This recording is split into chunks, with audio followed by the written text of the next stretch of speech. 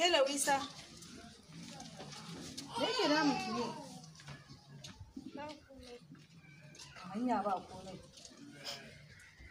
Ki gaya mun mana, ake ce mun ba komai? Ba komai mama.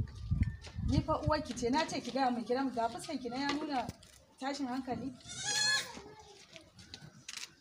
Wani ne ya takura ma rayuwata.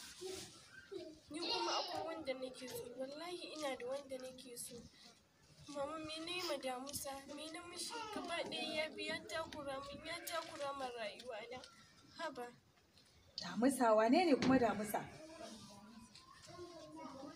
To ki kwantar da hankalinki, bari mahaifinki ya dawo. Za mu san abin da za mu. Kin ji ko?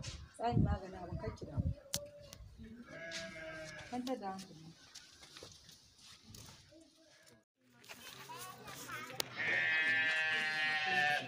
Me zan ce maka? Na ce me yake faruwa?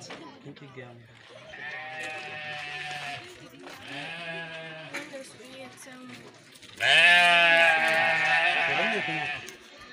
Ya kashe ka dake to dai wallahi ban zan iya yi ni dai ba zai dai kashe ni ba amma baka san da musa ba cikin gari ko Na san shi mana. To shi waye? wallahi kashi waye ko baka yadda ba ni wallahi tana ta da ka ji abin da take faɗa kisa har take cewa yanzu dai ka gaba ka zo mu tafi Za mu tafi. Kake damu amma zan tafi. ka taho mu tafi fa kan ma zo ya same mana ko gida Dan Allah ku yi sauri ku ce kai ya zo ya ga ku ya sha wani.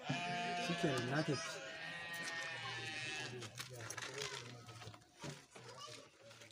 Alaikum kawai mutane su a rayuwa ba abin da suka sa ido.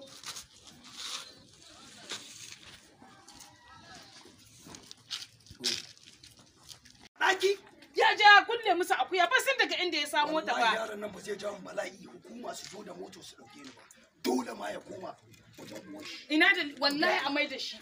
In dai haka ake jika, na rantse da Allah mu ba za mu sake yadda aka mana wani jika nan ba. Ina mafari ina dalili. Yaro je ya dauko wacce ya dauko. Yawa mu je. Assalamu alaikum jama'a, sunana Zainab Magaji, jaruma a cikin shirin ruhin tausayi. Ku ci gaba da kallon tashar ɗan kasuwa TV domin faɗakarwa da ilmantarwa da kuma nishaɗantarwa. Na gode.